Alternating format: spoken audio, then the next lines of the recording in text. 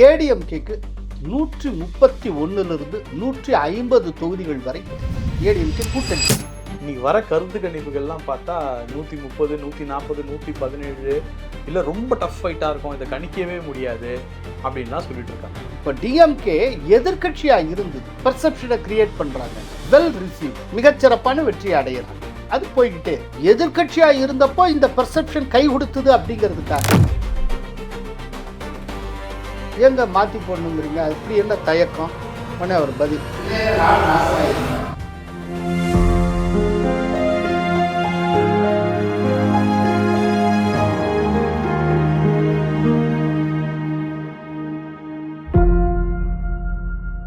சாமானியர்களுக்கு வணக்கம்.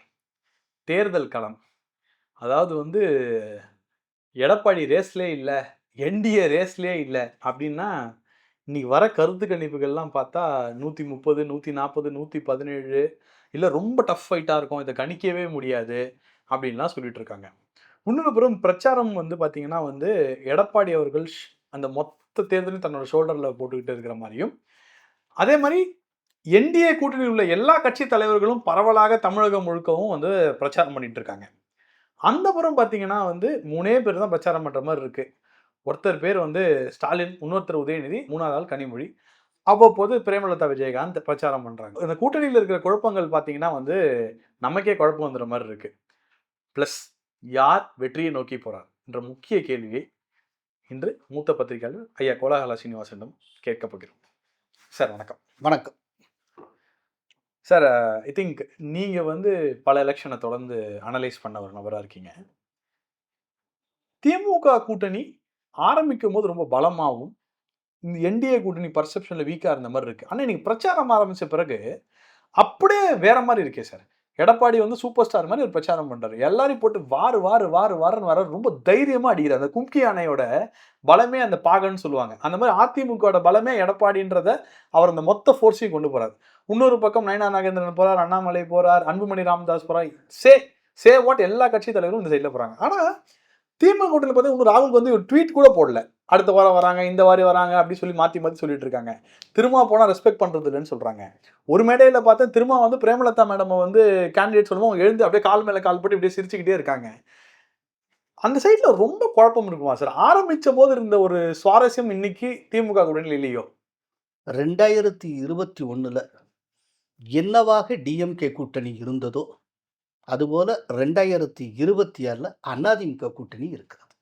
2021 ஒரு 6 மாதத்துக்கு முன்னால் வரைக்கும் டிஎம்கே கூட்டணியே ஒரு கட்சி மாதிரி ஒரே குரல்ல பேசு. இன்னைக்கு டிஎம்கே கூட்டணியில் இருக்க அத்தனை பேரும் வெவ்வேறு குரல்ல பேசுறாங்க, அதிமுக கூட்டணி ஒரே குரலில் பேசுகிறது. இன்னைக்கு மொத்த அதிமுக கூட்டணி ஒரு கட்சி போல ஒற்றுமையாக செயல்படுகிறது. அதே போல நீங்க பிரச்சாரம் பற்றி சொன்னீங்க. எடப்பாடியார் ரொம்ப பிரமாதமா பிரச்சாரத்தை செய்து கொண்டிருக்கிறார். நீங்க அதில் ஒன்று கவனிக்கணும், எடப்பாடியார் ரொம்ப ஆரம்பத்திலேயே பிரச்சாரத்தை தொடங்கி விட்டார். எல்லாம் இப்பத்தானே ஸ்டாலின் ஆரம்பிச்சிருக்காரு, உதயநிதி ஸ்டாலின் இப்பத்தானே வெளியில வர்றாரு. ஆனால் எடப்பாடி பழனிசாமி பல மாதங்களுக்கு முன்பாகவே பிரச்சாரத்தை ஆரம்பிச்சு இப்போ அவர் 200 தொகுதியை கம்ப்ளீட் பண்ண போறாரு. மற்றவங்களுக்கு 200 தொகுதியை தொடர்றதுக்கு டைமே கிடையாது, இன்னும் 10 நாள் தான் இருக்கு. இப்போ ஸ்டாலின் ஒரு 7-8 தொகுதி, 10 தொகுதி சட்டப்பேரவை இதெல்லாம் சேர்த்து ஒரு இடத்துல ஒரு மீட்டிங்கை போட்டு பேசிட்டு போயிட்டு இருக்காங்க. ஆனால் ஒவ்வொரு தொகுதிக்கும் சென்று அந்தந்த தொகுதி சார்ந்த மண்ணிலேயே நின்று வாக்களியுங்கள் என்று கேட்டுக்கொண்டு இருக்கிறார் எடப்பாடி பழனிசாமி. டிஎம்கே கூட்டணிக்குள்ள இருக்கக்கூடிய எல்லா கட்சியும் மற்ற கட்சிகளோடு முரண்பட்டு நிற்கின்றன. அதுக்கு பிள்ளையார் சொல்லி போட்டது காங்கிரஸ் சைடில் மாணிக்கம் தாக்கூர் ஆகட்டும், இல்லாட்டி பிரவீன் சக்கரவர்த்தி ஆகட்டும், ஜோதிமணி ஆகட்டும், டிஎம்கே விட்டு கிளிகளின்னு கிழிக்கிறாங்க. இப்போ இவ்வளவும் நடந்து தொகுதி பங்கீடு முடிஞ்சு கேண்டிடேட்ஸ் அனௌன்ஸ் பண்ணதுக்கு அப்புறம் just 2 days back times of இந்தியாவுக்கு பிரவீன் சக்கரவர்த்தி ஒரு இன்டர்வியூ கொடுக்குறாரு. அந்த இன்டர்வியூவில் அவர் சொல்லுகிறார், நாங்கள் விரும்பின தொகுதி கொடுக்கல, எல்லாம் கொடுக்கல, இந்த களத்தில் என்ன மாற்றத்தை கொண்டு வரீங்க என்னெல்லாம் எனக்கு தெரியாது அப்படின்னு. கடைசியாக ஒரு கேள்விக்கு அவர் பதில் சொல்கிறார். விஜயின் வருகை ஆளுங்கட்சி வாக்குகள் மீது மிகப்பெரிய தாக்கத்தை உருவாக்கும் அப்படின்னு சொல்லி அவர் முடிக்கிறார். இத்தனைக்கு அதை சொன்ன பிரவீன் சக்கரவர்த்தி காங்கிரஸில் இருக்கக்கூடியவர், ஒரு அனலிஸ்ட் கூட. ராகுல் காந்திக்கு ரொம்ப அவர் வந்து நெருக்கமானவர். ஒரு டேட்டா மேன். அவர் வந்து சொல்லுகிறார், விஜய்னால டிஎம்கே வாக்குகள் தான் பாதிக்கப்படும். அவங்களுக்குள்ள ஏகப்பட்ட பிரச்சனை. அதேபோல விடுதலை சிறுத்தைகளுடைய தலைவர் திருமாவளவன் தன்னுடைய வேட்பாளர்கள் யார் யாருன்னு அறிவிக்கிறப்போ புலம்பிக் கொண்டே அறிவிக்கிறார். உளவியல் சிக்கல்லாம் தனக்கு இருந்ததாக சொல்லுகிறார். மிகப்பெரிய மன வருத்தத்துடன் சொல்லுகிறேன் அப்படிங்கிறார். இல்ல தான் ஒரு காட்டுமன்னார் கோயில் வேட்பாளர் சொல்லிட்டு பட்டியல அப்பவும் ரிவர்ஸ் ஒரு வாங்கினாங்க. வேட்பாளர் பட்டியல தலைவரா இருக்கிற ஒருத்தர் அறிவிக்கிறார்னா மகிழ்ச்சியோட அறிவிக்கணும். அழுது கொண்டே அறிவிக்கிறார். இவ்வளவு சொல்லிட்டு கடைசியில காட்டுமன்னார் கோயிலில் நான் போட்டியிடுகிறேன் அப்படின்னு சொல்லி. ஏன்னா இந்த தேர்தலுக்கு பிறகு தமிழக அரசியலே மாறப்போகிறது. அதனால நான் இனிமேல் மாநில அரசியல் இருக்கிறதா சரியா இருக்கும். டெல்லியில போய் உட்காந்துக்கிட்டா வேலைக்காகாது. அதனால காட்டுமன்னார் கோயிலில் போட்டியிட போகிறேன்கிறார். சொல்லிட்டு கொஞ்ச நாள்லயே அடுத்த சில நாட்கள்லயே நான் வியூகத்தை மாற்றுகிறேன், முடிவை தள்ளி போடுகிறேன் அப்படின்னு சொல்லிட்டு காட்டுமன்னார் கோயிலில் போட்டியிட போவதில்லைங்கிற எத்தனை குழப்பம் பாருங்க. ஏன் காட்டுமன்னார் கோயிலில் போட்டியிடல? என்ன பிரச்சனை? எம்ஆர்கே பன்னீர்செல்வம் போய் போய் பார்த்து கெஞ்சுறாரு, தயவுசெய்து போட்டியிட வேண்டாம்.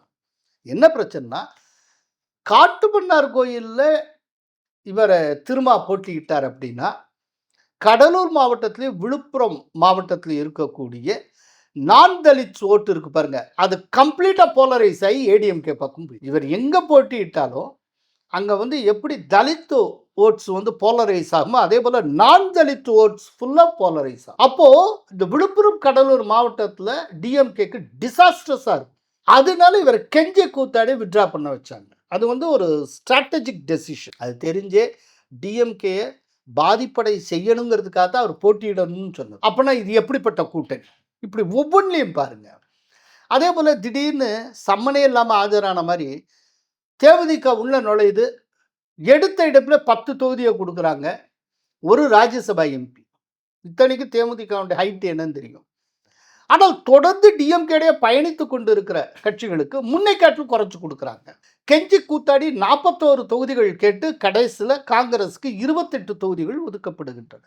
இதெல்லாம் ஒரு பக்கம். இன்னொரு பக்கம் இந்த கூட்டணி எப்படி இருக்குன்னு பாருங்க. என்டிஏ எந்த குழப்பமும் இல்லை, எல்லாமே சீராக போய் கொண்டு இருக்கிறது. அதே போல இந்த கூட்டணிக்காக பிரதமர் மோடி வருகிறார், பிரச்சாரம் செய்கிறார். அமித்ஷா வருகிறார், பிரச்சாரம் செய்கிறார். பியூஷ் கோயல் வருகிறார், பிரச்சாரம் செய்கிறார். இப்படி இந்த கூட்டணியினுடைய கட்சி தலைவர்கள் எங்கு இல்லாம பறந்து வராங்க, வேலை பார்க்குறாங்க. ஆனால் டிஎம்கே கூட்டணியில் அதன் சார்பாக தமிழகத்தில் பிரச்சாரம் செய்ய இப்போ வரைக்கும் ராகுல் காந்தி வரல. ஒரு ட்வீட் கூட போடல சார். கேரளத்துக்கு போகிறார் ராகுல் காந்தி, தமிழ்நாட்டுக்கு வர மாட்டேங்கிறார். அப்படின்னா இது என்ன விதமான கூட்டணி? ஸோ கூட்டணிங்கிற லெவலில் டிஎம்கே ஏடிஎம்கே கூட்டணி அப்படின்னு வச்சா அந்த தராசில் வச்சால் ஏடிஎம்கே வேற ஒரு லெவலில் இருக்கு. டிஎம்கே கூட்டணி கூட்டணிங்கிற அளவில் நொறுங்கி போயிருக்கிறது. அவங்களுக்குள்ளேயே நொறுங்கி போயிருக்காங்க. ஒருத்தருக்கொத்தர் ஜெல்லாகலை. இது ஒரு பக்கம். சரி, இண்டிவிஜுவலாக நீங்கள் பிரச்சாரம்னு எடுத்துப்போம். எடப்பாடி பழனிசாமி அவர்கள் நான் ஏற்கனவே சொன்ன மாதிரி பல மாதங்களுக்கு முன்பாகவே பிரச்சாரத்தை ஆரம்பித்து 200 தொகுதிகளில் பிரச்சாரத்தை முடித்து விட்டார். ஒவ்வொரு தொகுதிக்கும் நேரடியாக போய் அவர் அட்ரஸ் பண்ணியிருக்கிறார். அவர் வராத தொகுதி அப்படின்னு நீங்கள் ஒரு தொகுதியை காட்ட முடியாது. இந்த எலெக்ஷன் முடியறதுக்குள்ளே 234 அவரை முடிச்சுட்டு போயிடுவார். அதே நேரத்தில் ஸ்டாலின் அவர்கள் இதே போல் பயணம் பண்ணலை. உதயநிதி ஸ்டாலின் பயணம் பண்ணலை. மக்களை நேரடியாக சந்திக்கலை. அப்படிங்கிறப்ப பிரச்சாரத்தில் எடப்பாடி பழனிசாமி முந்தி கொண்டு இருக்கிறார். சரி, தேர்தல் அறிக்கை வெளியிட்டது, அதில் அதிமுக முந்தி கொண்டு இருக்கிறது. சார் இதில் வந்து இந்த தேர்தல் அறிக்கை விடும்போது நிறைய பேர் இப்போ அந்த உள்ளே இருக்கிற அந்த ஸ்ட்ராட்டஜிக் டீம்லாம் ஒன்று சொல்கிறாங்க, 5 வெளியிட்டுட்டு இந்த 5 போய் மக்கள்கிட்ட சொல்லுங்கன்னு சொல்லி டாஸ்க் கொடுத்துருக்காரு எடப்பாடி. அது இன்னைக்கு கிரவுண்டில் ஒர்க் ஆகுதுன்னு சொல்கிறாங்க. அதை நீங்கள் ஃபீல் பண்ணுறீங்களா சார்? அந்த தேர்தல் அறிக்கையை வந்து வாரம் அது எப்படின்னா முதல்ல தேர்தல் அறிக்கைன்னு கடைசியாக மொத்தமாக கொடுத்துட்டாங்க ஒரு நாள். ஆனால் அதுக்கு முன்னாடியே முக்கியமான வாக்குறுதிகளை 3 கட்டத்தில் வெளியிட்டாங்க. முதல்ல ஒரு 5 வாக்குறுதிகள் கொடுத்தாங்க, திடீர்னு வந்தது. அடுத்தாப்புல இன்னொரு 5 வாக்குறுதிகள், அதுக்கப்புறம் மீதி இதெல்லாம் கொடுத்தாங்க. அந்த வாக்குறுதிகளை அப்படியே மக்கள்கிட்ட கொண்டு போய் சேர்க்கணும் அப்படிங்கிறத ரொம்ப தீவிரமாக களப்பணி செஞ்சாங்க. ஓட்டு கேட்குற மாதிரி நீங்கள் போய் கேளுங்கன்னாங்க அப்படின்ற மாதிரி. ஓட்டு கேட்கறது மட்டும் இல்லை. இப்போ நான் ஒரு உதாரணம் சொல்கிறேன். மயிலாடுதுறை பக்கத்தில் இருக்கக்கூடிய பல்வேறு வில்லேஜஸுக்கு அந்த டயத்தில் நான் போயிருந்தேன். அவர் முதல் கட்ட வாக்குறுதி கொடுத்த டைம் போய் நான் வந்து ட்ராவல் பண்ண ஃபுல்லாக நன்னிலம் தொகுதி, அப்புறம் மயிலாடுதுறை தொகுதி, அந்த ஏரியாவில் தான் நிறைய ட்ராவல் பண்ணேன். எல்லாமே குக்கிராமம். Core delta. எல்லா குக்கிராமங்கள் ஒத்தையடி பாதை தான். அங்கே பார்த்தீங்கன்னா முக்குக்கு முக்கு ஏடிஎம்கே ஃப்ளாகு. இவர் கொடுத்துருக்கக்கூடிய இந்த வாக்குறுதி முழுக்க முழுக்க இந்த 5 வாக்குறுதிகள், முக்கியமான வாக்குறுதிகள், அது எல்லாம் அங்கே டிஸ்ப்ளே ஆகிருந்தது. ஃப்ளக்ஸ் மாதிரி ஒரு 200 அடிக்கு ஒன்று. அந்த ஏரியாலாம் பார்த்தீங்கன்னா ஏடிஎம்கே தவிர்த்து வேறு யாருமே கிடையாது. அப்படி இருந்தது. மயிலாடுதுறையில் அவ்வளவு ஒரு விசிபிளாக இருந்தது. ஸோ எடப்பாடியார் சொல்லியிருக்கக்கூடிய அந்த வாக்குறுதிகள், கொடுத்திருக்கிற வாக்குறுதிகள் ரூரல் செக்மெண்ட்ல பக்காவாக போய் சேர்ந்திருக்கு. அர்பனுக்கு வந்து சோஷியல் மீடியா மூலமாக போய் சேர்ந்திருக்கு. அதனால மக்களை ரொம்ப நல்லா ரீச் அவுட் பண்ணுறாங்க. 2 பக்கம் இருக்கக்கூடிய முக்கியமான கான்ட்ராஸ்ட்டை பாருங்க. எடப்பாடியார் எங்கெல்லாம் போய் பிரச்சாரம் பண்ணுறாரோ அங்கெல்லாம் ஒரு எழுச்சி இருக்குது. மக்கள் வந்து ரிசீவ் பண்ணுறாங்க. ஒரு ஆரவாரம் இருக்குது. ரொம்ப ஆர்கானிக்காக இருக்குது. ரொம்ப ஆர்கானிக்காக இருக்குது. இன்னொன்று, எடப்பாடியார் பிரமாதமாக பேசிகிட்டு இருக்கார். ஒவ்வொரு நாளுக்கு நாள் அவருடைய பேச்சு அப்படியே மெருகேறி கொண்டு இருக்கிறோம். அவர் இன்னைக்கு பேசுகிறாருன்னா அடுத்த தேர்தல் வரைக்கும் அதை கோட் பண்ணலாம் போல இருக்கு. அது வந்து ஒரு கோட்டபிள் கோட்டா மாறிக்கிட்டே போகுது. ஏதாவது ஒன்று அங்கேருந்து பேசினா அவர் திருப்பி அடிக்கிற பதில் இருக்கு பாருங்க. இதெல்லாம் ரொம்ப பிரமாதமா, ரொம்ப கேட்சியா. 21ல அது பெரிய என்ன, அவங்கள ரொம்ப திட்டிகிட்டே இருக்காங்க. நான் பாட்டு என்ன பண்ணணும் சொல்லிட்டு போயிட்டே இருக்கும்போது இந்த வாட்டி பதிலடி ரொம்ப இருக்கு. அதாவது கபடியில் ஒரு வார்த்தை உண்டு, சும்மா இறங்கி பாடணும் அப்படின்னு. அதே போல இறங்கி அடிக்கிறார் எடப்பாடியார். ரொம்ப பிரமாதமாக போயிட்டு இருக்கு. இப்போ அதோட கம்பேர் பண்ணினா டிஎம்கே சைடில் ஒன்றுமே கிடையாது. அதுக்கு சம்மந்தமே இல்லை. அதே போல் எடப்பாடியார் நடத்துகிற கூட்டங்களுக்கு ஆர்கானிக்காக மக்கள் வந்து அப்படியே கூட்டமாக வராங்க. பிரம்மாண்டமான கூட்டம். அதே நேரத்தில் ஸ்டாலின் பிரச்சாரத்துக்கு போகிறார். இப்போ ஒரு உதாரணம், தஞ்சாவூரில் பிரச்சாரத்துக்கு போகிறார். அவர் வண்டி வர்ற அந்த பாதையில் கரும்பு விவசாயிகள் ஆர்ப்பாட்டம் பண்ணுறாங்க. அவர் வண்டியை மறித்து ஆர்ப்பாட்டம், மிகப்பெரிய ஒரு கோஷமிட்டு அவங்க பண்ணுறாங்க. அப்புறம் போலீஸ் கிளியர் பண்ணுறாங்க. இன்னைக்கு டிஎம்கே சேர்ந்த எந்த மினிஸ்டர்ஸும் கிராமத்தில் சுதந்திரமாக போய் ஓட்டு கேட்க முடியலை. கிராமத்துக்கு கிராமம் சுற்றி வளைச்சு கேள்வி கேட்குறாங்க. ஊருக்குள்ளேயே பிரச்சாரம் பண்ண விடலை, மறுக்கிறாங்க. பிரச்சாரம் பண்ண அனுமதிக்க மறுக்கிறாங்க. வெளியில் போங்கிறாங்க. அதை விட திருச்செந்தூரில் அனிதா ராதாகிருஷ்ணன் ஓட்டு கேட்டு வர்றாரு. முஸ்லீம் பெண்கள், நம்ம எல்லாம் என்ன நினச்சிட்டு இருக்கோம், சிறுபான்மையினர் ஃபுல்லாக ஏடிஎம்கே இது டிஎம்கேக்குன்னு நினச்சிட்டு இருக்கோம். ஆனால் இஸ்லாமிய பெண்கள் அனிதா ராதாகிருஷ்ணனுக்கு எதிராக 100 கேள்வி கேட்குறாங்க. விளாத்தி குளத்துக்கு கனிமொழி வர்றாங்க. அவங்க வேலை சுற்றி வளைச்சிக்கிட்டு கேள்வி கேட்டுக்கிட்டு இருக்காங்க. கனிமொழி இந்த மாதிரியான காட்சியெல்லாம் பார்த்துருக்கவே மாட்டேன். இப்போ நான் வந்து ஒரு 30 வருஷமாக தமிழ்நாடு பாலிடிக்ஸை பார்க்குறேன். ஆக்சுவலாக இந்த மாதிரி ஒரு ரூலிங் பார்ட்டியை சேர்ந்த முக்கியமான விஐபிஸுக்கு எதிராக கிராம மக்களை திரளுவது, எதிர்த்து கேள்வி கேட்பது, இந்த மாதிரியான விஷயம் 96ல் ஜெயலலிதாவுக்கு எதிராக நடந்தது. அதுக்கு வந்து ஜெயலலிதாவுடைய மினிஸ்ட்ரியில் இடம்பெற்றவர்கள் எங்கேயுமே உள்ள போக முடியாது. 2011 கலைஞருக்கு நடந்ததுன்னு நினைக்கிறேன். 11ல் அந்த 2G இந்த அளவுக்கு கிடையாது. இந்த அளவுக்கு 96 ரொம்ப அது உச்சத்தில் இருந்தது. அது வந்து இன்னைக்கு ஞாபகத்தில் இருக்கிற அளவுக்கு நடந்தது. அன்னைக்கு வந்து நாவலர் நெடுஞ்செழியன் தேனியில் போட்டிட்டார். தேனியில் பிரச்சாரத்துக்கு வர்றாரு. ஒரு கிராமத்தில் அவரால் நுழைய முடியலை, பற்றி விட்டார். அவர் வந்து பிரச்சாரமே செய்ய முடியாமல் திரும்பினார். இன்னைக்கு அது மாதிரியான ஒரு நிலைமை டிஎம்கேக்கு ஏற்பட்டு. அதே போல் இன்னொன்று கம்பாரிசனுக்காக சொல்கிறேன். 96ல் ஜெயலலிதாவுக்கு எதிரான ஒரு அலை வீசின காலத்தில் ஜெயலலிதா போடுற அந்த மீட்டிங்க்கு யாருமே வரமாட்டாங்க, மக்களே வரமாட்டாங்க. அப்படியே எம்டியாக இருக்கும் அந்த கிரவுண்டு, கூட்டமே இல்லை. இது சர்வசாதாரணமாக நீங்கள் பார்க்கலாம். இன்னைக்கு அது போன்ற காட்சியை நான் வந்து ஸ்டாலின் மீட்டிங்கில் பார்க்குறேன். ஸ்டாலின் வந்து கரூரில் பேசுகிறாரு. சீட்டு ஃபுல்லாக எம்டியாக இருக்குது. பேச ஆரம்பிக்கிறப்ப இருந்த கூட்டமும் வெளியில் கிளம்புது. அது குறிப்பாக லேடிஸு. கோயம்புத்தூரில் மடிசியா ஹாலில் பேசுகிறாரு, அந்த மைதானத்தில் பேசுகிறாரு. பேசினா கூட்டமே இல்லை. அதை விட ரொம்ப முக்கியம், காவிரி டெல்டாவில் திருவாரூர் நகருக்கு அவர் வருகிறார். வேனில் வராரு. ஒரு சிஎம் வராரு. இன்னொன்று காவிரி டெல்டாங்கிறது அவங்களுடைய ஏரியா. அது திருவாரூர் அவங்களுடைய சொந்த பூமி. அவரை ஒரு சிஎம் வரான்னா 2 பக்கமும் அணிவகுத்து நின்று ஆர்ப்பரித்து அவரை வரவேற்க வேண்டாமா? 2 பக்கமும் ஒரு ஆள் கிடையாது. வெறும் அவர் வேன் மட்டும் வருது. முன்னால் அந்த ப்ரொடெக்ஷனுக்கு உண்டான போலீஸ் வெஹிக்கிள் இதான் வருது. கான்வாய் வருது. 2 பக்கமும் ஆளே கிடையாது. அவர் வேனை நிறுத்தி இறங்குற இடத்துல ஒரு 15 பேர் இருக்காங்க. அந்த டயத்தில் இந்த 15 பேர் ஒரு கோஷம் எழுப்புறாங்க. ஸோ கண்ணுக்கு முன்னால ஸ்டாலினுக்கு கூட்டம் வல்லை அப்படிங்கிறது தெரியுது. இது எல்லாத்துக்கும் விஷுவல் எவிடன்ஸ் இருக்கு. எதுவுமே பொய் கிடையாது. நான் எந்த ஊர்ல அவர் கூட்டம் வரலைங்கிற பேரை முதற்கொண்டு குறிப்பிட்டு சொல்றேன். அதே நேரத்தில் எடப்பாடியாருக்கு தன்னெழுச்சியா கூட்டம் வருது. இதுக்காக யாரும் ஆர்கனைஸ் பண்ணல, இதுக்காக மெனக்கெட்டு செலவு பண்ணல, ஒரு எழுச்சி. அப்படின்னா இது எல்லாத்தையும் கூட்டி கழிச்சு பார்த்தா மாற்றத்துக்கு தயாராகி வருகின்றனர் மக்கள். அந்த மாற்றத்துக்கான நாயகனாக எடப்பாடியாரை மக்கள் பார்க்கிறார். அதுதான் மெசேஜ். அதனால தான் இயற்கையாகவே ஆர்கானிக்கா அப்படியே குதூகலத்தோட ஒரு உற்சாகத்தோட அப்படி குழுமுறாங்க. செஞ்சியை சேர்ந்த ஒருத்தர், அவர்லாம் எம்ஜிஆர் கட்சி ஆரம்பித்த காலத்தில் இந்த கட்சியில் இருக்கிறவர். அவர் சில நாட்களுக்கு முன்னால் என்கிட்ட சொன்னார், சார் அம்மா இருந்த காலத்தில் இவ்வளோ பெரிய உற்சாகத்தோட அதிமுக காரம்லாம் கூட்டம் கூட்டமாக அலை அலையாக போய் பார்த்தோம் சார். அதுக்கப்புறம் இனி அவ்வளவுதான் நினச்சிக்கிட்டு இருந்தோம் சார். கடவுள் சத்தியமாக சொல்கிறேன், இன்னைக்கு எடப்பாடியாருக்கு வர்ற கூட்டம் அப்படியே அம்மா காலத்தில் வந்த கூட்டம் மாதிரி இருக்குது சார். எங்கே தான் இந்த ஏடிஎம்கே காரங்க இத்தனை நாள் இருந்தா என்னன்னே தெரியல. எங்கேருந்து இவ்வளோ உற்சாகமாக அப்படியே அப்புறாங்க சார்.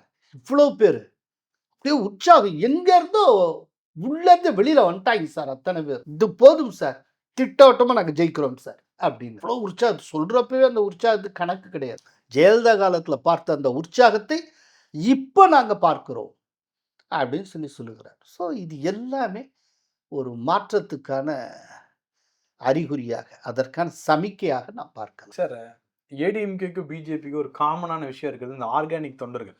என்னன்னா இந்த போஸ்டிங் கிஸ்டிங்லாம் இருக்க மாட்டாங்க. எலெக்ஷன் நேரத்தில் மட்டும் ஸ்லீப்பர் செல் மாதிரி கரெக்டாக அந்த 2 தெருவில் 10 தெருவில் ஓட்டை கேட்டுட்டு போயிடுவாங்க. இப்போ எல்லா போல்ஸ்டர்ஸும் சொல்கிறாங்க அவங்களாம் ஆக்டிவேட் ஆகிட்டாங்க. நீங்கள் சொன்னதுலேயே நம்ம அவங்களாம் ஆக்டிவேட் ஆகி ஓட்டு கேட்குறாங்க அப்படின் போது நீங்கள் ஒரு மாற்றத்துக்கு தமிழகம் தயாராகுதுன்னு சொல்கிறீங்க. அந்த மாற்றம் என்ன ரேஞ்சில் இருக்கும்? ஏன்னா இந்த போல்ஸ்டர்ஸோட வாயை திமுக அடைக்குதுன்றது ரொம்ப கிளியராக தெரியுது. நமக்கு தெரிஞ்ச ஜேவிசி சாரோட போல்ஸே வரல அப்படின்ற ஒரு நியூஸ்லாம் நமக்கு வருது. நிறைய போல்ஸ்டர்ஸ் தேர் கீப்பிங் தேர் செல்ஸ் குவைட். சில போல்ஸ்டர்ஸால் என்னன்னா ஃபைனல் நம்பர் போட முடியல, இந்த தொகுதியில் யார் ஜெயிப்பான்னு சொல்லிட்டுலாம் விட்டாங்க. Is DMK rattle? இல்லை, அதுதான காரணம், வேற என்ன இருக்க முடியும்? ஏன்னா டிஎம்கே ஒரு பர்செப்ஷனை கிரியேட் பண்ணுறது மூலமாக கடைசி நிமிஷத்துலையாவது ஏதாவது செய்ய முடியுமான்னு பார்க்குறாங்க. அதுக்காக சில கருத்து கணிப்பாளர்கள் வாயை கட்டி போடுறதுக்கு முயற்சி பண்ணுறாங்க. ஒரு கூட்டி கழித்து ஃபைனல் டேலி போடுறதுக்கு கூட தடை பண்ணுறாங்க. சரி சார், இதெல்லாம் பண்ணி என்ன ஆக போகுது? இப்படி 2 கையையும் தூக்கி சூரியனை மறைச்சிட முடியுமா? அதெல்லாம் நடக்கக்கூடிய காரியமா? செஞ்சு பார்க்குறாங்க. ஏன்னா அந்த அளவுக்கு அவங்க ஹோப்பை லூஸ் பண்ணிட்டாங்க.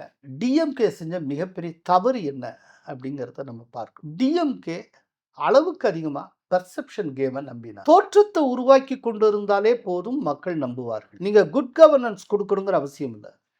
ஆனால் குட் கவர்னன்ஸ் கொடுத்திருப்பது போன்ற தோற்றத்தை உருவாக்கினால் போதும், மக்கள் நம்புவார்கள் அப்படின்னு அவங்க நம்பினார். ஆக்சுவலாக இதன் மூலமாக இப்படி அவங்க நினைச்சாங்கன்னா பொருள் மக்களை முட்டாள்னு நினச்சிருக்காங்க.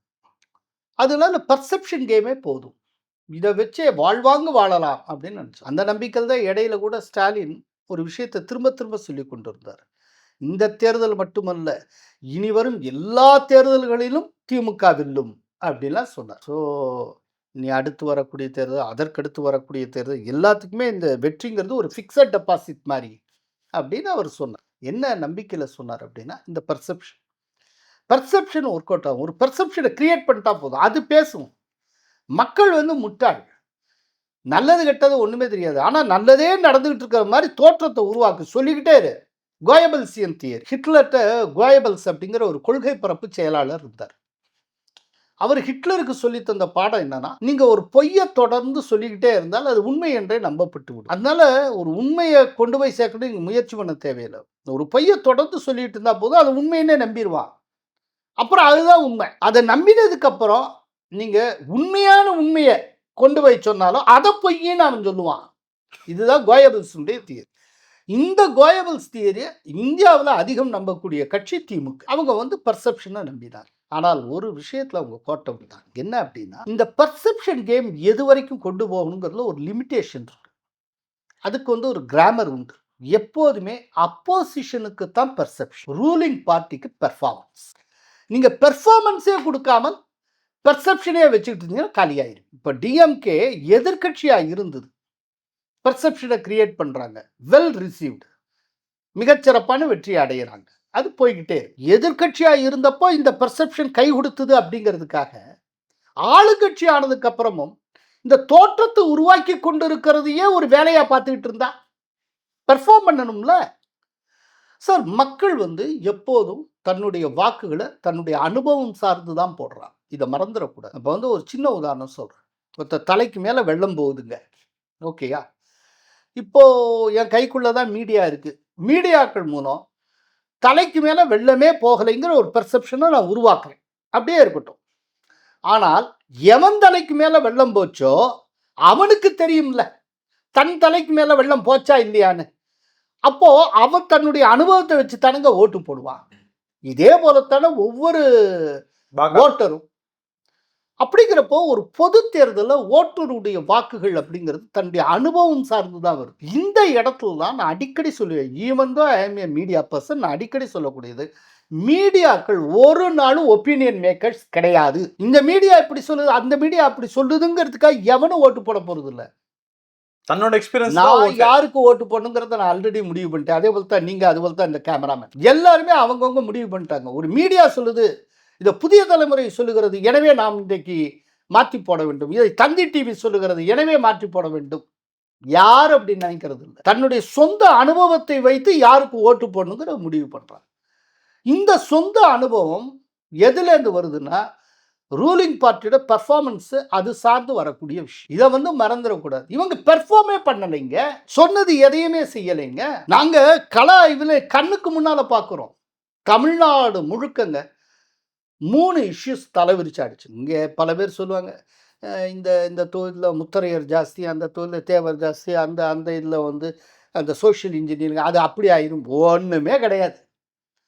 தமிழ்நாட்டில் இந்த தடவை எலெக்ஷனை டிசைட் பண்ண போகிறது இஷ்யூஸ் தான்.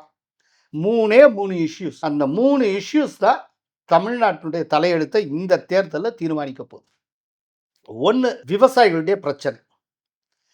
டிஎம்கே அரசின் மீது இருக்கக்கூடிய விவசாயிகளுடைய கோபம், அவர்களுடைய ஆற்றாமை, அவர்களுடைய அதிருப்தி. இந்த விவசாயிகள் கோபம்ங்கிறது சவுத்தில் மானாமதுரையில் ஆரம்பிச்சு மயிலாடுதுறை தொடங்கி மயிலம் வரைக்கும் மொத்த எல்லா ரீஜன்லையும் இருக்கு சார்.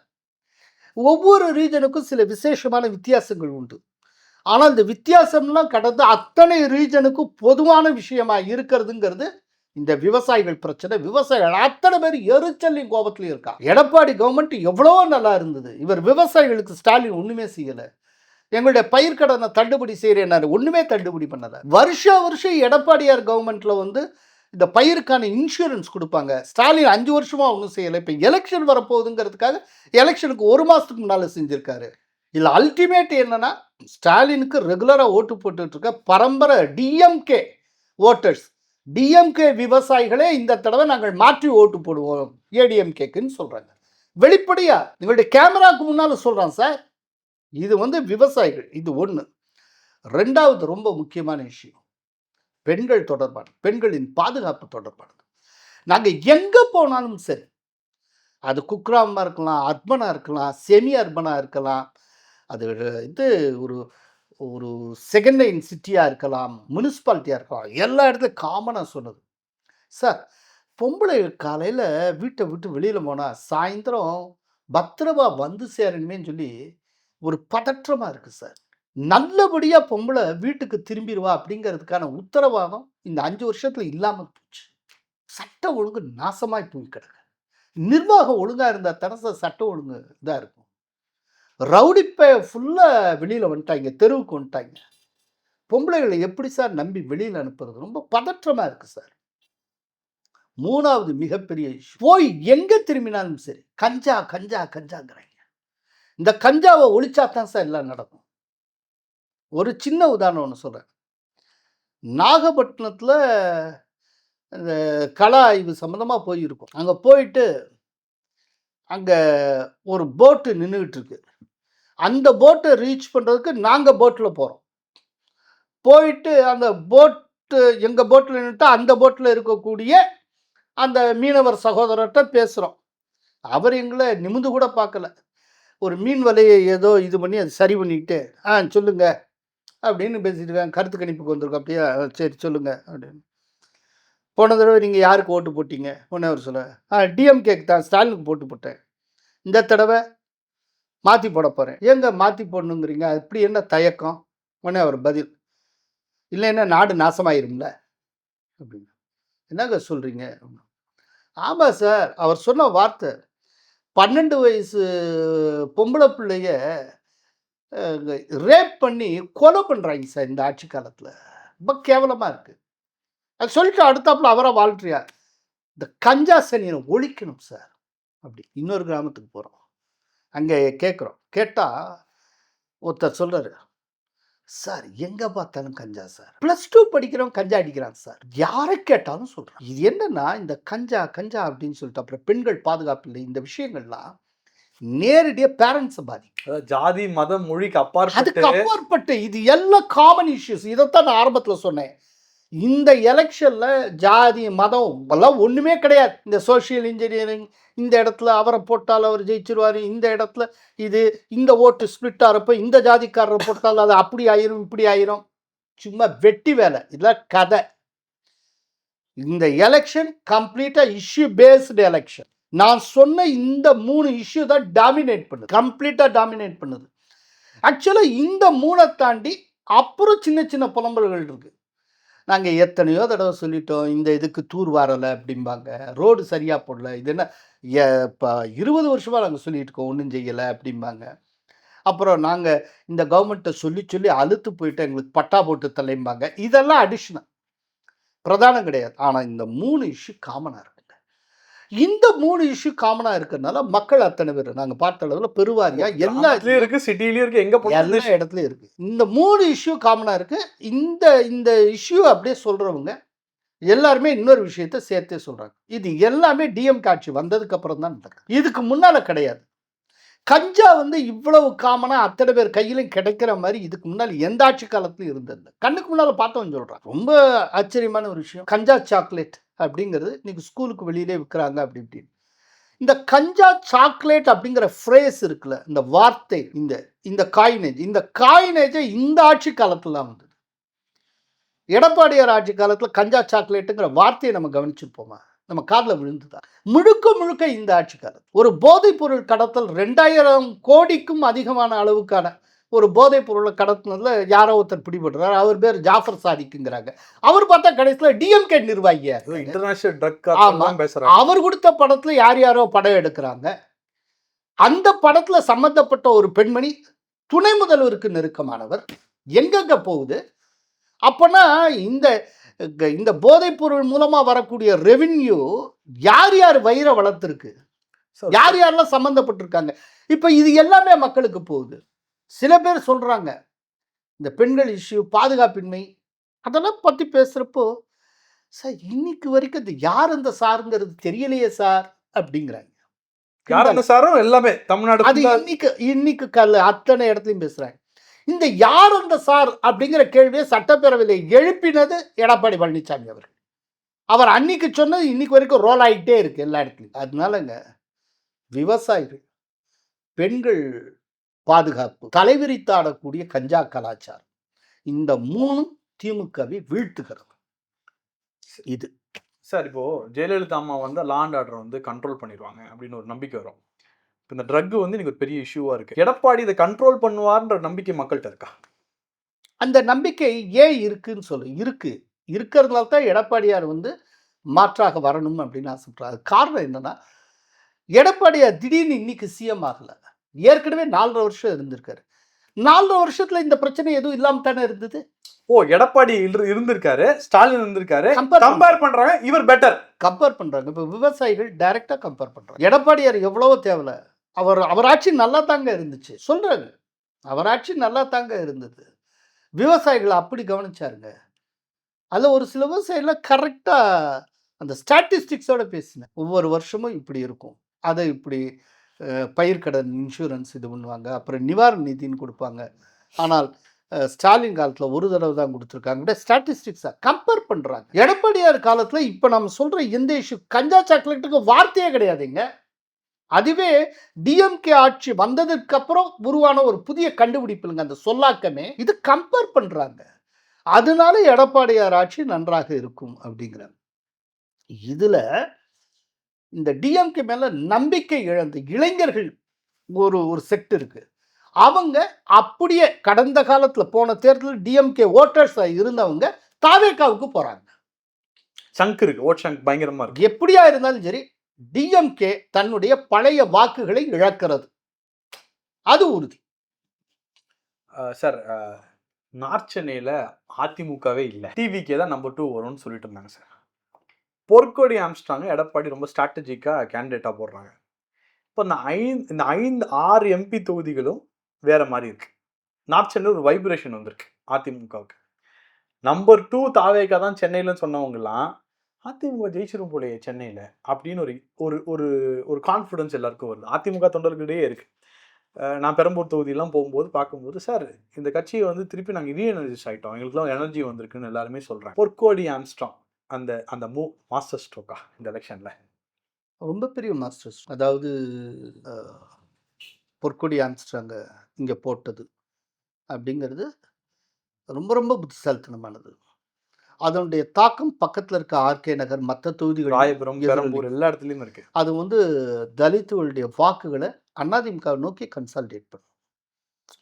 அதனால்தான் அந்த பொற்கொடியுடைய கேண்டிடேச்சரை திரும்ப பாராட்டுகிறார், இயக்குனர் ரஞ்சித் பாராட்டுகிறார், எல்லாருமே பாராட்டுறாங்க. ஸோ ரொம்ப ஒரு புத்திசாலித்தனமான மூவ்ங்க. இதில் என்னன்னா, நீங்கள் நார்த்தில் ரொம்ப வீக்கு அப்படின்னு சொன்னீங்க. அதாவது வடக்கு மண்டலத்தில் மொத்தம் 83 தொகுதிங்க. போன தேர்தலில் 2021 தமிழகத்தின் முதல் கான்ஸ்டியூன்சிலேருந்து நம்பர் 1லேருந்து ஆரம்பிச்சு முதல் 34 தொகுதியில் ஒரு தொகுதி கூட ஏடிஎம்கே கூட்டணி ஜெயிக்குது. இந்த தடவை இன்னைக்கு நான் சொல்ல எழுதி வச்சுக்கோங்க. முதல் தொகுதி, தமிழகத்தின் முதல் தொகுதி கும்மிடிப்பூண்டி, அதுலேயே அதிமுக ஜெயிக்கிறது. மொத்தம் இருக்கிற 83 தொகுதியில் அதிமுக 40லேருந்து 45 தொகுதிகள் வரை ஜெயிக்கும். அந்த மாதிரி தான் இப்போ எங்களுடைய கணிப்புகள் சொல்லுகின்றன. ஸோ போன தடவை 34லேயே கிடையாது. இன்னைக்கு 83ல் ஒரு 40லேருந்து 45 வரைக்கும் ஏடிஎம்கே ஜெயிக்கக்கூடிய நிலை ஏற்பட்டு இருக்கிறது. சென்னையில் போன தடவை ஒரு தொகுதி கூட ஜெயிக்கல. இந்த தடவை சென்னையில் 5லேருந்து 8 தொகுதி வரை ஏடிஎம்கே ஜெயிக்கும். அதில் ஒரு தொகுதி நீங்கள் சொன்ன திருவிக நகர், அப்புறம் ஆர்கே நகர், ராயபுரம், வேளச்சேரி, டி நகர். இது எங்களுடைய சர்வே படி. ரொம்ப ஆச்சரியம் என்னன்னா, விருகம்பாக்கம் டவுட்ஃபுல்லாக இருக்கு. எல்லாரும் வந்து விருகம்பாக்கம் வந்து ஏடிஎம்கே ஜெயிச்சிரும்பாங்க. ஆனால் விருகை ரவி ரொம்ப கஷ்டப்பட வேண்டியிருக்கும். பெரிய சேலஞ்சு அவர் காத்து இருக்கிறது விருகை ரவிக்கு. இதை தவிர்த்து அண்ணா நகரில் வாய்ப்பு இருக்கு. கோகுல இந்திராவுக்கு வாய்ப்பு இருக்கு. சிற்றரசு மாற்றி அங்கே போட்டதுனால கோகுல இந்திராவுக்கு வாய்ப்பு இருக்கு. இதெல்லாம் ஒரு பெரிய விஷயம். போன தடவை ஒன்றுமே இல்லாத இடத்துல இந்த தடவை 7 தொகுதி 6 தொகுதி வருதுனாலே அது எவ்வளோ பெரிய களமாற்றம்னு பாரு. ஓவராலாக வடக்கில் இப்போ சென்னையில் மட்டும் எடுத்தா 16 தொகுதிங்க, ரைட்டா? இந்த 16 தான் வடக்கில் ஒரு சைசபிள் எண்ணிக்கையை டிஎம்கே அடையிறதுக்கு கைதூக்கி விடுது, ரைட்டா? இப்போ இந்த சென்னை நீங்களாக இருக்கக்கூடிய வடக்கில் மோரர்லெஸ் ஏடிஎம்கே கூட்டணி ஸ்வீப் பண்ணுதுன்னு சொல்லி ஸ்வீப் பண்ணுது. என்னன்னா, இந்த வடக்கில் இருக்கக்கூடிய பெரிய பெரிய ஹெவி வெயிட்ஸ் இருக்காங்களா, இப்போ திருவண்ணாமலைனா ஏவா வேலு, இந்த மாதிரி ஹெவி வெயிட்ஸ், அதை மட்டும் டச்சே பண்ண முடியாது. அங்கே அவங்க திட்டோட்டமாக ஜெயிப்பாங்க. அதை தவிர்த்து மற்ற பெருவாரியாக எல்லா தொழிலும் சகட்டு மேனிக்கு ஏடிஎம்கே ஜெயிக்குது, அது கூட்டணி ஜெயிக்குது. அதுக்கு ஒரு காரணம், இந்த தடவை பாட்டாளி மக்கள் கட்சி அவ்வளோ பிரமாதமாக ஒர்க் பண்ணுறாங்க. தொகுதிக்கு தொகுதி, அதாவது பிஎம்கே ஓட்ஸ் அப்படியே ஃபினாமினலாக டிரான்ஸ்ஃபர் ஆகும். ஆக்சுவலாக இந்த அளவுக்கு பிஎம்கே உற்சாகமாக நீங்கள் பார்த்துருக்கவே முடியாது. ஒரு 20 வருஷத்துக்கு முன்னால் அப்படி இருந்தாங்க. அந்த ஜோஷில் அவங்க அத்தனை பேர் ஒரு ஐ திங்க் அந்த லீடர்ஷிப் சேஞ்ச் அவங்க ரீஎனர்ஜைஸ் பண்ணியிருக்காங்க. லீடர்ஷிப் சேஞ்ச் மட்டும் இல்லை, இந்த லீடர்ஷிப் வந்து ஒரு அடுத்த தலைமுறைக்கு கைமாறுல. கம்பேரிட்டிவ்லி ஒரு யங் லீடர்ஷிப் கை மாதிரி அதுக்கேற்றபடி எனர்ஜியும் வெளிப்படுது. ஓகே. பிரமாதமாக ஒர்க் பண்ணிட்டு இருக்காங்க. இந்த தடவை ஏடிஎம்கே கூட்டணி ஒரு மிகப்பெரிய பலம் இந்த பாமகவை இவங்க ஆரம்பத்திலேயே சீல் பண்ணது ரொம்ப முக்கியமான ஒரு விஷயம். அது வந்து ஒரு பெரிய மாற்றத்தை நார்த்து தமிழ்நாட்டில் கொண்டு வருது. அதனால தமிழகத்தில் இருக்கக்கூடிய மண்டலங்கள்லேயே நார்த்து தான் அதிக தொகுதிகள் கொண்ட மண்டலம். வடக்கு மண்டலம் தான் 83 தொகுதி. அதில் பெரிய அளவில் சாதனை படைக்க போகிறது அதிமுக கூட்டணி. சார் ரொம்ப ப்ரிசைஸ்டாக பிஜேபியோட 27க்கு நம்ம வரோம் சார். பிஜேபி 27ல் எவ்வளோ சாதகமாக இருக்குது? ஏன்னா வந்து ஓப்பனாக சொன்னால் நயினார் அவர்கள்லாம் சரியாக சீட்டு வாங்கலை அப்படிலாம் அவர் மேலே பல குற்றச்சாட்டுகள் வந்து சோஷியல் மீடியாவில் இந்த நியூஸ் பேப்பர்லாம் எழுதிக்கிட்டே இருந்தாங்க. பட் நீங்கள் எப்படி பார்க்குறீங்க? 27 சீட்டும் எப்படி பார்க்குறீங்க? எவ்வளோ கன்வர்ஷன் சான்ஸ் இருக்குது சார்? முதல்ல இவர் சீட்டு வாங்கலை, அது வாங்கலை, இது வாங்கலை, அர்த்தமற்ற குற்றச்சாட்டு. இதை காட்டிலும் பெட்டர் சீட்ஸ் யாராலையும் வாங்க முடியாது. அவினாசி தொகுதி அவங்க வாங்கியிருக்காங்க. அவினாசி 70ஸ்லேருந்து அதிமுக ஜெயிச்சுட்டு இருக்கிற தொகுதி. தோத்தது வந்து 96ல் மட்டும்தான். அப்போ ஜெயலலிதாவே தோத்தாங்க. அந்த ஒரு டைட்டில் தான் தோத்தது. தொடர்ந்து அவினாசி எப்போதுமே ஏடிஎம்கே தோத்தது கிடையாது. தன்னுடைய கோட்டை அந்த அவினாசியை ஏடிஎம்கேட்டேருந்து வாங்கியிருக்காங்க. இது சாதாரண விஷயமா? ராசிபுரம் ஏடிஎம்கே இன்னொரு கோட்டை. அதாவது 96ல் ஜெயலலிதாவே தோத்தாங்க. அன்னைக்கு ஏடிஎம்கே வெறும் 4 சீட்டில் தாங்க ஜெயிச்சது. அதில் ஒன்று ராசிபுரம். அந்த 4ல் ஒன்று ராசிபுரம். ஜெயிச்சவர் சுந்தரம்னு பேர். அப்படிப்பட்ட தொகுதியை பிஜேபி கேட்டு வாங்கியிருக்கு, சம்மதிக்க வச்சிருக்கு. இது விஷயம் இல்லையா? வாசுதேவநல்லூர் ஏடிஎம்கே ஜெயிச்சுட்டு இருக்கிற இடங்க. ஏடிஎம்கேக்கு உண்டான பிரத்யேக தொகுதி அதை அவங்க வாங்கியிருக்காங்க. பிஜேபி தமிழ்நாட்டிலேயே எந்த மாவட்டத்தில் அதிக அளவுக்கு செல்வாக்கோட இருக்கு? நம்பர் 1 டிஸ்ட்ரிக்ட்னா நீங்கள் எதை சொல்லுவீங்க? கன்னியாகுமரி. கன்னியாகுமரியில் மொத்தம் 6 தொகுதி. 6ல் 4 பிஜேபிக்கு, ஒரு தொகுதி தமிழ் மாநில காங்கிரஸ். தாமரையில் தான் நிற்க போறாங்க. ஏன் சார், ஒரு டிஸ்ட்ரிக்ட்ல இருக்க 6 தொகுதி அவங்க செல்வாக்கு இருக்கக்கூடிய டிஸ்ட்ரிக்ட், அதில் 6ல் 5 பிஜேபிக்கு கொடுத்துருக்காங்க. இதுக்கு மேலே என்ன நல்லா பண்ண முடியும்? எனக்கு கூட புரியலை. கொங்குல ஓரளவுக்கு பிஜேபிக்கு செல்வாக்கு உண்டு. கொங்கு மண்டலத்துக்கு 7 தொகுதி வாங்கியிருக்காங்க. நீங்கள் பிஜேபி வாங்கியிருக்க தொகுதி மண்டல வாரியாக பிரிச்சிங்கன்னா உங்களுக்கு சவுத்தில் 12 சீட்டு வாங்கியிருக்காங்க, கொங்குல 7 சீட்டு வாங்கியிருக்காங்க, காவிரி டெல்டா ஏரியாவில் 5 சீட்டு வாங்கியிருக்காங்க. இந்த 5 சீட்டும் போய் அது இல்லைன்னு சொல்ல. ஆனால் ஒரு கூட்டணி வரப்போ தோக்குற சீட்டும் வாங்கித்தானே ஆகணும். இதே போல் தானே ஏடிஎம் கேட்கும். இப்போ அவங்க ஜெயிக்கிற சீட்டில் அவங்கள்ட்ட கொடுத்துருக்காங்க பல தொகுதினா, அப்படின்னா தோக்குற சீட்லேயே அவங்க நிற்பாங்கல்ல. இல்லை, சில பேருடைய பிரச்சாரம் என்ன அப்படின்னா, அதாவது ஒரு 14 அமைச்சர்களை இந்த கூட்டணி கட்சிகள் எதிர்கொள்ளுகின்றன அப்படின்னு. ஏடிஎம்கே மட்டுமே தனியாக 20க்கும் மேற்பட்ட அமைச்சர்களை எதிர்கொள்ளுது. அது தெரியுமா? நான் தொகுதி பேரை சொல்லி உங்களுக்கு கோட் பண்ணுறதுக்கு நான் ரெடியாக இருக்கேன். ஒரு கூட்டணின்னு வந்தாச்சுன்னா சவால்களையும் பகிர்ந்து கொள்ளணும், சக்ஸஸையும் பகிர்ந்து கொள்ளணும். இதுதானே இப்போ இந்த இதில் எந்த அளவுக்கு பிஜேபி ஜெயிக்கும்னு பார்க்கலாம். சவுத்தில் ஒரு 5 தொகுதி வரைக்கும் பிஜேபி ஜெயிக்கும், நான் உறுதியாக நம்புகிறேன். வாசுதேவநல்லூர் ஐயாசாமி திட்டோட்டமாக ஜெயிப்பார். ஏன்னா அது ஏடிஎம்கேட கோட்டை, அந்த இடத்த அவர் வாங்கியிருக்காரு. அல்ல, அவருமே நம்ம பார்த்தோம் சார் 2020. இன்னொன்று, அவரும் ஜெயிக்கிறதுக்கு தகுதியானவர், நல்லா படித்தவர். அவர் வர்றது, சட்டப்பேரவைக்கு போகிறது அவசியமான ஒன்று. அப்புறம் மதுரை தெற்கில் ப்ரொஃபஸர் ராமசீனிவாசன், அவர் ஜெயிக்கிறதுக்கு நிறைய வாய்ப்பு உண்டு. ஆனால் அதே நேரத்தில் ஒரு சின்ன எச்சரிக்கை, காம்ப்ளசன்ட் மூடில் ப்ரொஃபஸர் இருக்கக்கூடாது. ஏன்னா அங்கே இருக்கிற வந்து சிட்டிங் எம்எல்ஏ பூமிநாதன், அவன் ஒன்றும் லேசுப்பட்டவர் கிடையாது. அதனால ஒரு டஃப் ஃபைட் இருக்குது. அதாவது மதுரை ஃபீல்டு ஒர்க் பண்ணுறதுல மதுரை தெற்கில் ஒரு டஃப் ஃபைட் இருக்குது. It's not a cake walk. ஆனால் ஜெயிக்கிறதுக்கான சாத்தியம் ராம சீனிவாசனுக்கு இருக்கு. சாத்தூரில் நயினார் நாகேந்திரன் சார், அதுதான் அது நயினார் நாகேந்திரன் அவர் கேட்டு வாங்கினார். அதெல்லாம் ஒரு மாதத்துக்கு முன்னாலே தெரியும். இன்னொன்று, அவரே சொன்னான்னு சொல்லிட்டு அவரே ஒரு ப்ரெஸ் மீட்டில் கூட சொல்லியிருந்தார். அதை தொடர்ந்து அவர் சாத்தூரில் நிற்க போகிறார் அப்படிங்கிறது இந்த தொகுதி பங்கெல்லாம் க்ளோஸ் ஆகிறதுக்கு எப்பயோ முன்னாலேயே வெளியில் வந்தாச்சு. அதெல்லாம் வெளியில் ஆல்ரெடி வந்தாச்சு. அது அவர் சில காரணங்களுக்காக அவர் கேட்டு வாங்குறாரு. கேள்வி இருக்கு. சசிகலா ஒரு கட்சி ஆரம்பிச்சிருக்காங்க. அதில் எசக்கின்னு ஒரு கேண்டிடேட்டை வந்து சாத்தூரில் வந்து போட்டிருக்காங்க. அவர் வந்து நயினாரோட விக்டரியை டேமேஜ் பண்ணுவான்னு சொல்கிறாங்க. அது எப்படி சார் கல நிலவரம்? அது சும்மா அடிச்சு விடுறது. முதல்ல சசிகலாவே அங்கேனாலே ஒன்றும் பேராது. Where is Sasikala? அவங்களுக்கு என்ன மாசு இருக்குது? ஏங்க சசிகலாவுக்கு பின்னால முக்குலத்தோரும் இவங்களும் இருக்காங்கங்கிறது சும்மா சென்னையில உட்காந்துட்டு ரூரலை பத்தி ஒண்ணுமே தெரியாம, சவுத்த பத்தி எதுவுமே தெரியாம, இந்த ஏசி ரூம்ல உட்காந்துட்டு அடிச்சு விடுறவங்க தானங்க.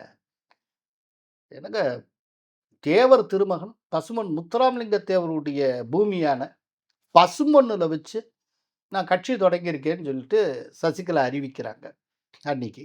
அதை அறிவிக்கிற அன்னைக்கு கட்சி பேரை கூட சொல்ல, அதை அப்புறமா அறிவிக்கிறேன்னு சொல்லி முதல்ல கொடியை காட்டுறாங்க. ஏதோ டெய்லர்ட்ட கொடுத்து ஒரு 3 கலர்ல ஏதோ ஸ்டிச் பண்ணி கொண்டு வந்திருப்பாங்களோ இப்படின்னு காட்டுறாங்க. எதிர்த்தாப்புல கூட்டம். ஒருத்தர் கிடையாது. இருக்கைகள் ஃபுல்லா காலியா இருக்கு. சவுத்தே அப்படியே சசிகலாவை நம்பித்தான் அவருடைய சுட்டு விரல் அசைவுல அப்படியே ஒரு சமூகமே இப்படி ஆடும், அப்படி ஆடும்னா, பசும்பொன்னுலயே அவருக்கு கூட்டம் வரலையே ஏன்? ஒரு ஆள் இல்லையே. என்னன்னா மீடியாக்கள் வேண்டுமென்றே கொம்பு சீவி விடுவாங்க. இங்க இருக்கக்கூடிய ஏசி அறை அறிவுஜீவிகள் இருக்காங்க பாருங்க. அவங்க இந்த ஏசி அறைக்கு தாண்டி வெளியில போனதே கிடையாது. என்னன்னே தெரியாது. நான் சவுத்லயே பறந்து வளர்ந்தவன். படிச்சது மதுரை. அதே போல என்னுடைய பூர்வீகம் அப்படின்னா ராஜபாளையம். என் மாமனார் ஊர்னா சின்னமனூர், தேனி மாவட்டம். சவுத்து தான் எனக்கு முழுக்க முழுக்க. இன்னைக்கு மினிஸ்டர்ஸா இருக்கிற பல பேர் டிஎம்கே சைட்லயே அவங்க எல்லாம் எத்தனையோ காலமா எனக்கு நண்பர்களாக இருக்கக்கூடியவர். பலர்ல ஆலோசனைக்கு சாதாரணமா கூப்பிடுவாங்க. மதுரைக்கு வர்றப்போ கால் பண்ணிட்டு, நான் இப்போ மதுரையில் இருக்கிற டைம் எனக்கு கால் பண்ணிட்டு, சாமி அப்போ சாமின்னு தான் கூப்பிடுவேன். சாமி ஒரு நிமிஷம் வந்துட்டு போக முடியுமா அப்படின்னு சொல்லிட்டு அவர் கேட்பாரு.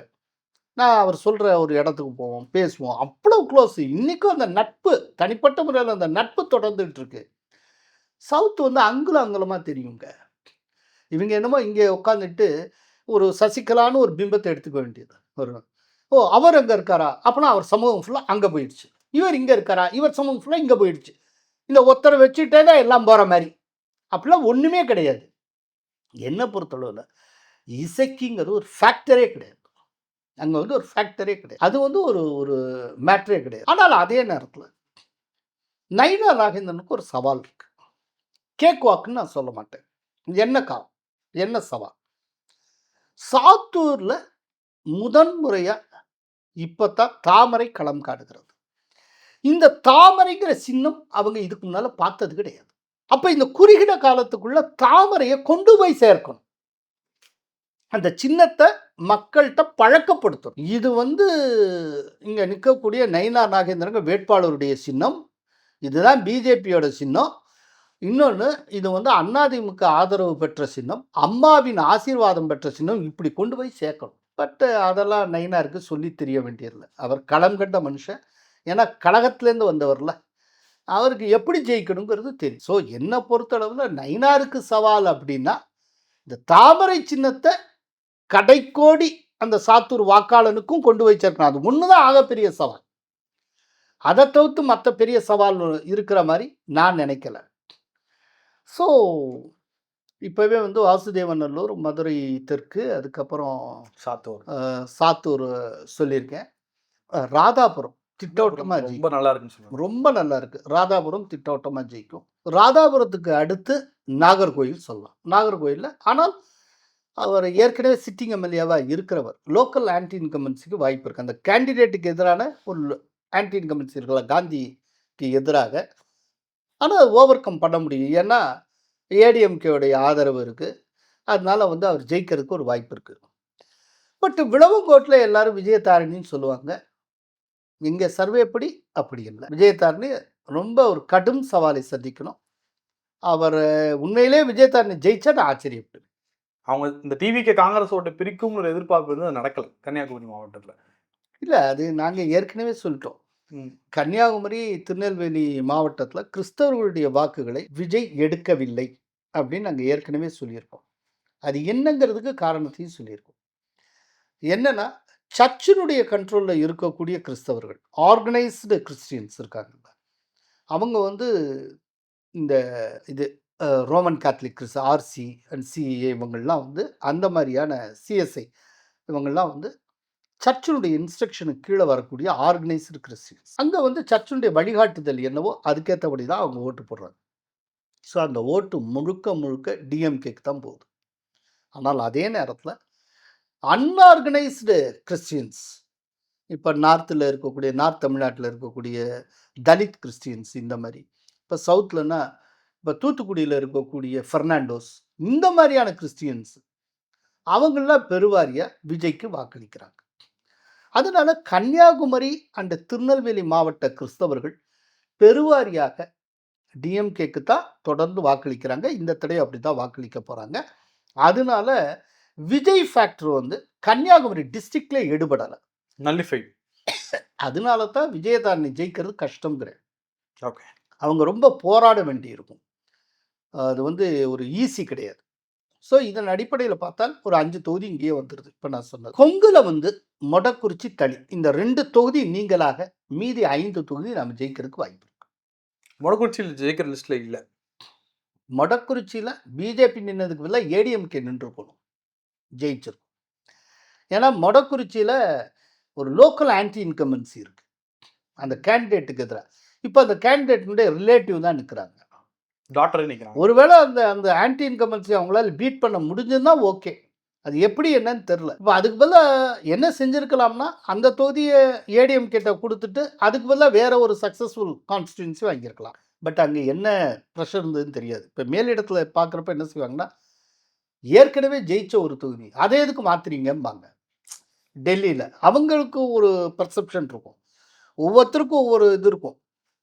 அதனால ரொம்ப இது பண்ண முடியாது. பட் மொடக்குறிச்சி வந்து இழுபறின்னு வேணால் வச்சுக்கோங்களேன், நான் டீசெண்டாக சொல்கிறேன் அந்த மாதிரி. ஸோ இதுலேயே 5 ஒரு 10 வந்துருதா, அவ்வளோதான். திருப்பூர் சவுத் நல்ல வாய்ப்பு இருக்குது சார்.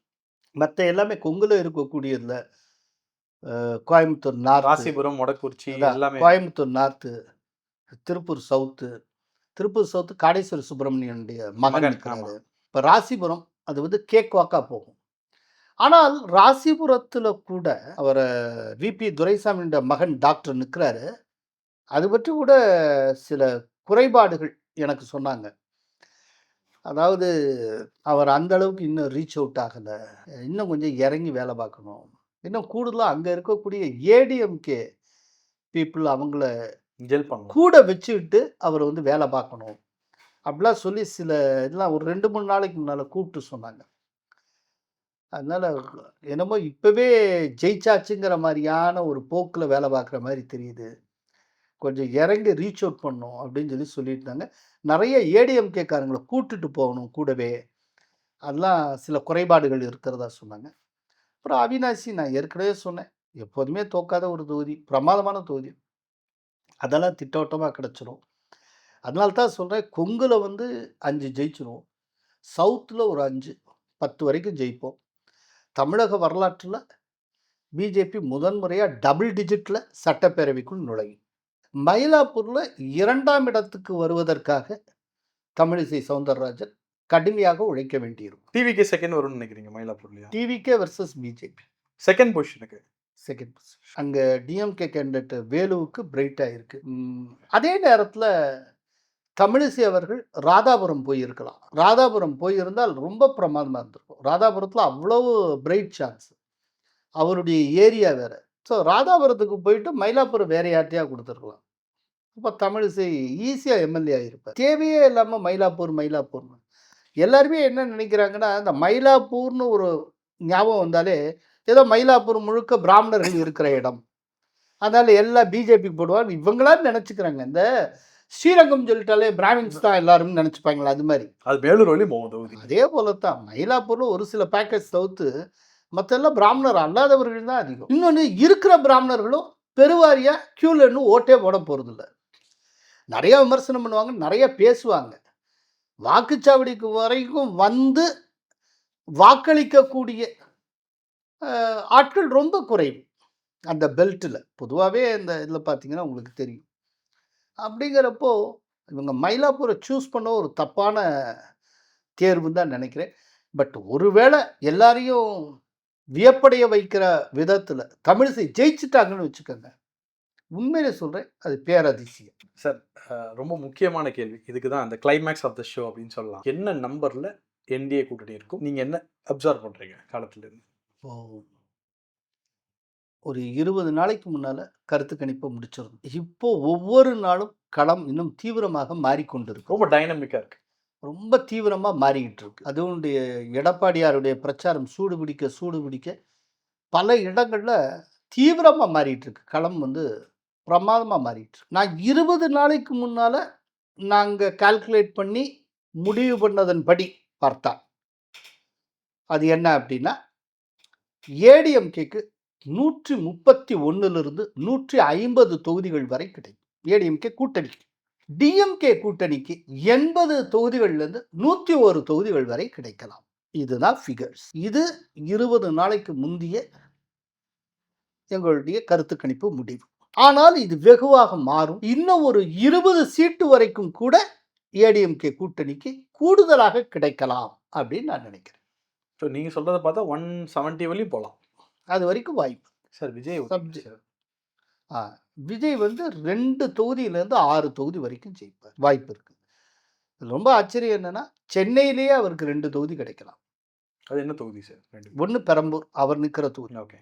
இன்னொன்று மதுரவாயில ரேவந்த். ஒவ்வொரு நாளும் அங்கே வந்து களம் மாறிக்கிட்டே இருக்கு. ரேஸில் யார் இருக்கா, யார் முந்திராது மாறிக்கிட்டே இருக்கு. ஆனால் கான்ஸ்டண்ட்டாக ஒரு 5 நாளாக அப்படியே இருக்கார் ரேவந்த் மட்டும். நம்பர் 1ஆவே இருக்கார். ஒரு ஸ்ட்ராங்கான அதுக்கு அடுத்து ஏடிஎம்கேனுடைய கேண்டிடேட் வர்றார் பெஞ்சமின். இப்போ திமுக 3வது போகுன்றீங்க. 3வது வருது. அப்புறம் ஒரு நாள் பார்த்தீங்கன்னா டிஎம்கே 2வது இடத்துக்கு வருது. இது சேஞ்ச் ஆகிட்டு இருக்கு. ஆனால் தாவேக்கா சேஞ்சே ஆகலை. அதுதான் சொல்கிறேன். அதனால தான் ஒருவேளை மதுரவாயில் தாவேக்கா வென்றாலும் வெல்லும் அப்படிங்கிறேன். அதனால சென்னையில் மட்டுமே அவங்க 2 தொகுதியில் ஜெயிப்பாங்க. இதில் ஒன்று மட்டும் சார், பெரம்பூரில் நான் இருக்கிறதுனால சொல்கிறேன். பெரம்பூர் நான் கள ஆய்வு பண்ணுறேன். என்னோட இதை ஷேர் பண்ணணும்னு நினைக்கிறேன் சார். சார் நான் 5 நாளாக பார்த்துட்ருக்கேன். விஜய்க்கு ஓட்டு கேட்க கூட எதிர ஆள் வரல சார். நான் இப்போ டிஎம்கே கேம்ப்லேருந்து வராங்க, பிஎம்கே கேம்ப்லேருந்து போகிறாங்க. நானும் சார் கிரவுண்டில் இருக்கும்போது. பட் இது பெரம்பூர் வந்து சாதகமாக விஜய்க்கு போகுது அப்படின்னும் போது என்ன ரீசன் சார்? எப்படி அவரே நிற்கிறார்ல, அவரே நிற்கிறாரு. கேண்டிடேட்டை பொறுத்து இருக்குது, கேண்டிடேட்டின் உழைப்பை பொறுத்து இருக்குது, கேண்டிடேட்டின் பேக்ரவுண்டை பொறுத்து இருக்குது. அவர் செலவழிக்க தயாராக இருக்கணும், அவருக்குன்னு ஒரு பட்டாளம் இருக்கணும். இல்லை, இதெல்லாமே சேர்ந்து தானே உங்களை தீர்மானிக்குது. இப்போ சில கேண்டிடேட் இருக்காங்க, வேட்புமனுவே ஃபில்அப் பண்ண தெரியாத ஆட்கள்லாம் இருக்காங்க. ஸ்ரீவைகுண்டத்தில் போய் எதையுமே ஃபில்அப் பண்ணாமல் கையெழுத்து கூட போடாமல் அப்படியே அந்த ஆஃபீஸர்கிட்ட கொடுத்து ஐயா நீங்கள் ஃபில்அப் பண்ணுங்கன்னு சொல்லி கொடுக்குறாங்க. அப்புறம் என்ன பண்ணுறது? ஸோ அது கேண்டிடேட்டை பொறுத்தும் இருக்குல்ல, என்ன மாதிரியான கேண்டிடேட் போட்டி எடுக்கிறார் அப்படிங்கிறது இருக்குது. ஓகே. இப்போ திருத்தணியில் நம்ம நண்பர் தான் ஆடிட்டர் சத்யகுமார், அவர் போட்டிடுறாரு. பாவம், அவர் மட்டுமே போய் ஓட்டு கேட்டே இருக்காரு. அவரும் தாவேக்கா சார்ந்து தான் போகிறாரு. அவர் மட்டுமே எல்லா இடத்துலையும் அவராகவே வெற்றி வெற்றி அப்படின்னு காட்டிக்கிறாரு. அவரே வெற்றி வெற்றின்னு சொல்லிட்டா வெற்றி ஆயிருமா? மக்களில் ஓட்டு போடணும். அப்புறம் போகிற வரவங்களும் அவரே கூப்பிட்டு காஃபி சாப்பிடுங்க, காஃபி சாப்பிடுங்கிறாரு. இல்லை வேண்டாம் சார் அப்படின்ட்டு போகிறாங்க. பாவமாக இருக்குது, பார்க்கவே பரிதாபமாக இருக்குது. அவர் சென்னையில் எங்கேயா நின்றுட்டு போயிருக்கலாம், அவர் எதுக்கு திருத்தணிக்கு போனார்னு புரியலை சார். ஆக்சுவலாக ஆரம்பிக்கும் போது மன்றத்தில் லோக்கல் நிர்வாகி லோக்கல் ஃபேஸில் தான் வருவாங்கன்னு சொன்னாங்க. ஆனால் இன்னைக்கு பார்த்தா எல்லாமே வந்து மாற்று கட்சியிலேருந்து சீட்டு கிடைக்காதவங்களாம் வந்து நின்றுருக்காங்க, ஒரு இடத்துல போய் நின்றுருக்காங்க. அப்படின்னா ஆள் இல்லை. தாவேக்கால ஆள் எங்கே இருக்காங்க? ஒரு 10 பேர் ப்ராமினெண்ட்டாக எல்லாத்துக்கும் தெரிஞ்சவங்க இருப்பாங்க. மற்றெல்லாம் ஃபில்அப் பண்ணணும்ல. 234 தொகுதிக்கு ஃபில்அப் பண்ணுறாங்கன்னா சும்மாவா? சில பேர் ரொம்ப காம்படிட்டிவாக இருக்காங்க. இப்போ காரைக்குடியில் பிரபுன்னு ஒரு பல் டாக்டர் நிற்கிறாரு, ரொம்ப காம்படிட்டிவாக இருக்கார், பிரமாதமாக ஒர்க் பண்ணுறாரு. அவர் பேரை சொல்லி அவரை பொருட்படுத்தி கார்த்தி சிதம்பரம் பிரச்சாரம் பண்ண வேண்டிய கட்டாயம் இருக்குது. அந்த அளவுக்கு பண்ணுற தாவேக்காவினரும் இருக்காங்க. அப்படி ஒரு சில பேர் இருக்காங்க, அவ்வளோதான். ஆக்சுவலாக தமிழ்நாட்டிலேயே தாவேக்கா சைடு ரொம்ப ஆரம்பத்திலே பிரச்சாரத்தை ஆரம்பித்தவர் பிரபு தான், காரைக்குடி தொகுதி 6 மாசமா பண்ணிட்டு இருக்காரு சார். அந்த மாதிரி ஒரு சில பேர். திருச்செங்கோடு ரொம்ப ஸ்டன் சார். அருண் ஐஏஎஸ் வந்து ரொம்ப நல்லா வந்துட்டு இருந்த மாதிரி இருந்து டக்குன்னு அப்படி எலெக்ஷன் கிட்ட வர இந்த லோக்கல் ஏடிஎம்கே டிஎம்கே அவரால் ஃபேஸே பண்ண முடியல சார். அதுவுமே வந்து நமக்கு அவர் ரொம்ப பெருசா வருவார் அப்படி இப்படி எதிர்பார்த்து. திராவிடியன் மேஜர்ஸ் வந்து யாரும் அண்டர்எஸ்டிமேட் பண்ண முடியாது.